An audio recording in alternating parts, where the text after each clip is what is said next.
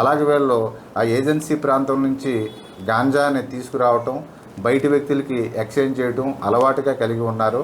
వీళ్ళని ప్రస్తుతం ఈ కేసుల్లో మేము అరెస్ట్ చేసి పంపిస్తున్నాం. వీళ్ళు ఎవరైతే గాంజా సప్లై చేశారో, ఎక్కడైతే కేసులు నమోదైనాయో వాళ్ళందరికీ కూడా సమాచారం ఇచ్చి ఆ కేసుల్లో కూడా వీళ్ళని అరెస్ట్ చేసేలాగా తగు చర్యలు తీసుకుంటాం. వీళ్ళందరి మీద కూడా సీట్స్ ఓపెన్ చేసి కన్సర్న్ పోలీస్ స్టేషన్లకి తగు నిఘా నిమిత్తం కూడా పంపిస్తాం.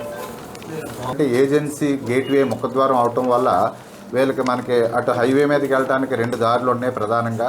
ఒకటి మనం జగ్గంపేట మీదకి వెళ్ళటం, ఒకటి ఇలాగా. వీళ్ళు కొన్నిసార్లు ఆ ప్రాంతం గుండా, కొన్నిసార్లు 4-5 బృందాలతో 2-3 రోజులు అటవీ ప్రాంతం ఫారెస్ట్ ఆఫీసర్స్తో కలిసి మనం అక్కడ గాలింపు చర్యలు కూడా చేపట్టాం. మనం కూడా టెక్నికల్గా కూడా దీన్ని ఉపయోగించి కొంత సమాచారాన్ని మనం కూడా సేకరించడం జరుగుతుంది. ఆల్ ఆస్పెక్ట్స్ చూస్తున్నాం, మన చుట్టుపక్కల ఇవ్వటం లేదు. మనదే కొంత ఇక్కడ గేట్వే కాబట్టి అటు ఇటు 2 దారులు ఉన్నాయి కాబట్టి దాన్ని వాళ్ళు ఎంచుకున్నారు. ఆ అన్నిటిని కూడా కట్టడి చేసే మార్గంలో మనం కూడా సరైనటువంటి నిఘా వ్యవస్థ ఏర్పాటు చేసి ఇప్పుడు వీళ్ళని అరెస్ట్ చేసి వీళ్ళని మనం కేసులన్నీ విషయాలు కూడా రాబట్టడం జరిగింది.